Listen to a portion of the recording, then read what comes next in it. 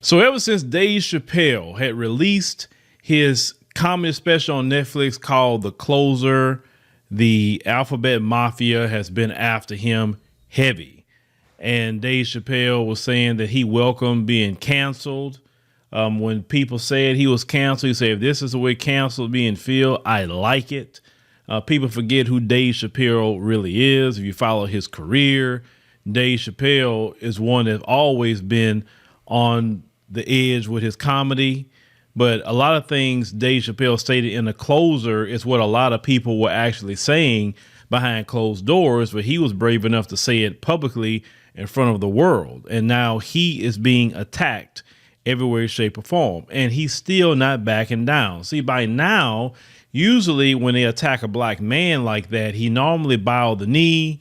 He started going on apology tours and saying he's sorry and he don't know what got into him. And he go sit down with all these different groups and get told, you know, how to talk and what he should not be saying. And so far, this is not really working. And I will say this, the main ones who try to colonize black people's speech and colonize black people's mouths are the people that's on the Democrat Party. Let's call it what it is. It's not really the Republican Party that pushed that particular agenda. It is the Democrat Party. Now, as I say before, because I got to talk for people that really don't have a lot of understanding, my political ideology is this. Black people shouldn't be Democrats. Black people shouldn't be Republicans. Black people should be independent completely, okay? And make people work for your vote. If they don't want to work for it, just sit down and chill your nerves and let them have it. Now, Dave Chappelle, you know, he went back to his high school in Washington, D.C., and he had talked with students there about their concerns over his Netflix special. Now, they said the 48-year-old comedian, you know, faced all this criticism, you know, from the Alphabet Mafia. OK, and it started when it was released back in October the 5th. Now, he tried to extend the olive branch to the trans community after spending years talking about them in comedy specials. He talked about the lessons he learned through his friendship with the late trans comedian Daphne Dorman, who took their life in 2019. Now, they said, but Dave Chappelle also defended controversial, and this is what they claim, controversial comments by Harry Potter author J.K. Rowling once made about trans women, and he identified himself as Team TERF, was an acronym for Trans Exclusionary Radical Feminist. As Chappelle also made a joke comparing trans women's genitals to plant-based meat substitutes. This is what he said during a special. Okay. Now, Dave Chappelle is a comedian, and I tell people this.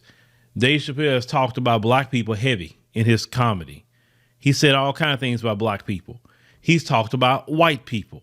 OK, he has. I've heard him talking about white people. He's made all kinds of references about the Klan and white people and all kinds of things that he has referenced. And if you remember back on that episode of the Chappelle show, when they talked about the Klan being in every particular form of life. And if you remember the skit where they had the gay KKK, and I thought that skit was funny. It was so funny where basically had a dude, a gay guy, and he was in a pink Klan outfit.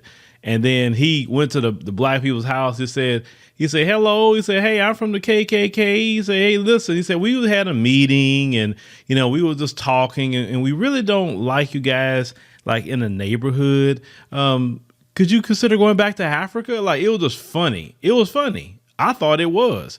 And in that time period, when that skit came out, people just laughed at it. They just said, oh my God.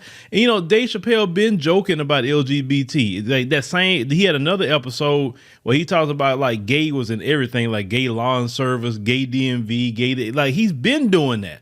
This is nothing new with Dave Chappelle. And back in that time period, gay people, LGBT people had no problem with it whatsoever.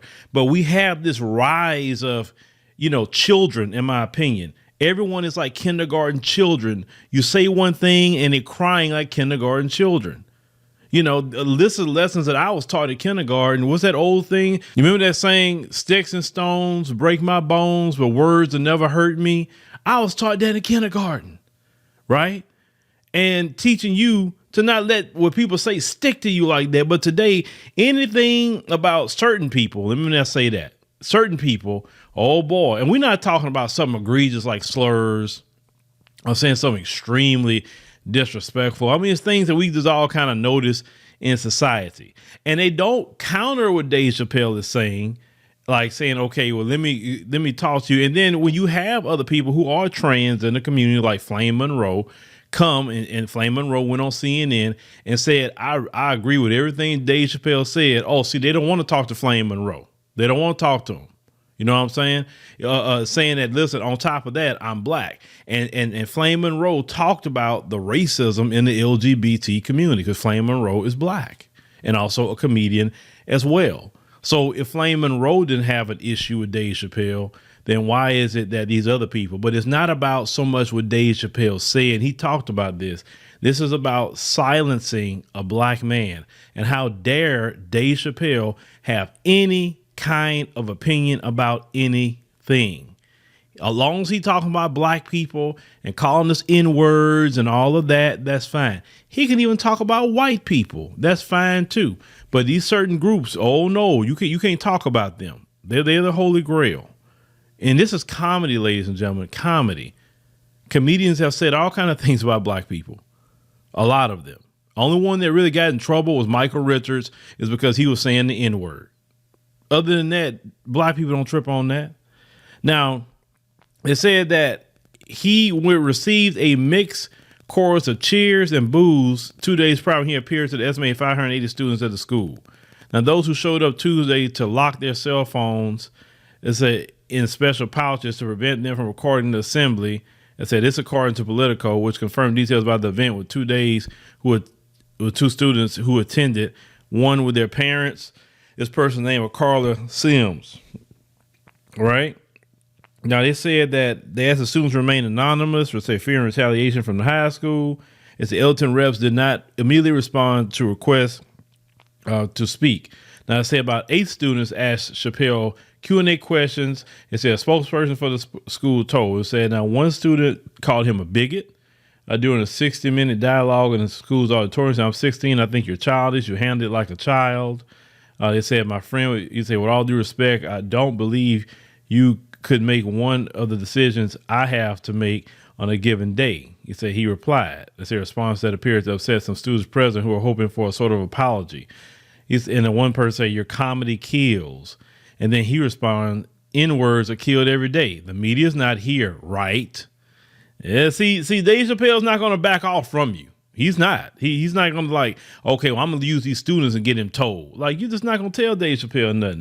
Now, they say one student's father said that Chappelle's use of the N-word in the presence of high school students was a problem for him. So he was being dead serious and using the N-word on the record. What kind of judgment is the school showing to allow that? He said he asked to remain anonymous. Dave Chappelle used the N-word a lot. I mean, that's nothing new. Those students in that school used the N-word a lot too. So stop getting all brand new like your kid never said it, please. Right? Now, in response to that, it's a Chappelle spokesperson suggested the comedian's appearance was good for the school. It said they are complaining that he talked and said the N-word. If anything, Dave is putting the school on the map. Well, it's kind of true on that. It said the students who spoke, they said with Politico, said they were too intimidated by the comedian to address him at the assembly, during which they, said he made a joke about a young person who left the dialogue early. He said he could tell we were nervous. He said it was a huge power imbalance of this grown man and his camera crew, and these 14, 18-year-olds out their phones, just high school kids.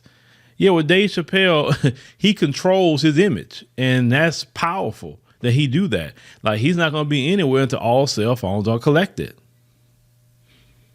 Right? So they said that one principal, they said, was approached by several students after the assembly who were disappointed they were not able to voice their support for Chappelle in this forum, because a lot of kids did support Dave Chappelle. Okay. They said that Chappelle reportedly took a less confrontational tone toward the end of the event when he denounced, death threats some students received previously. They say after protesting against him, his whole tone changed when students say, "This is my family, and whether they know it or not, I love these kids. I don't want to hear about any threats to these kids. These kids don't deserve that." That's what Dave Chappelle has said. Now, they said after he left the assembly, Chappelle reportedly gave Thanksgiving meals to students and staff who attended. He also reportedly gave 3 tickets to each of the students who were present to attend a screening of his untitled documentary at Capital One Arena that same night. But Dave Chappelle is not backing down whatsoever. He's not. And I respect the hell out of Dave Chappelle for that. He's showing what a black man should be. You see, when Kevin Hart was in the same situation, Kevin Hart quickly bowed the knee. When Nick Cannon got in trouble, not with that community, but the other one, he quickly bowed the knee, and he went on an apology tour for a year. Dave Chappelle say, "I'm not doing it." And that's why Dave Chappelle's legacy is going to be solidified. I told y'all, I'm going to keep telling y'all, the community that you want to make sure you stay good with is the black community, because you have no other community to run to. You weren't raised in those other communities. You weren't reared in those communities.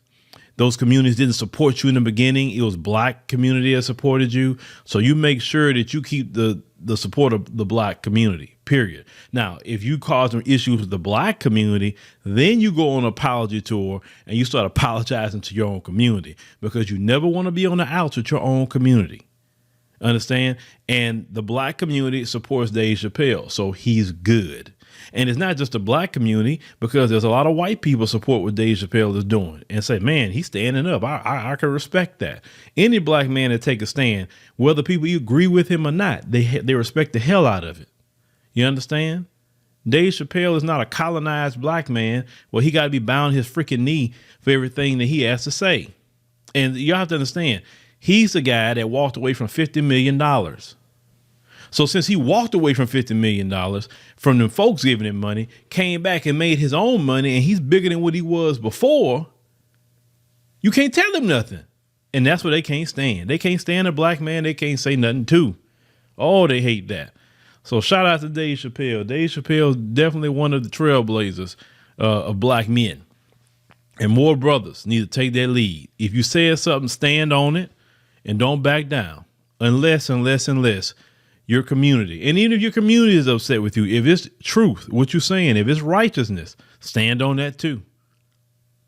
Because we need more brothers and sisters to take that kind of stand. I'm sick and tired of people bullying us and always trying to talk down to us like we don't have no opinions of ourselves. We can't do what we, you know what I'm saying? It's annoying. But, thank y'all, for coming over. Make sure you subscribe and like, follow, share. That's how we get these podcasts out. We're going to start posting these podcasts daily now. So make sure that you come here to this channel and get the podcast. We are committed now to daily podcasts. We're revving it up, ladies and gentlemen, revving it up. So make sure you subscribe. Tell your friends.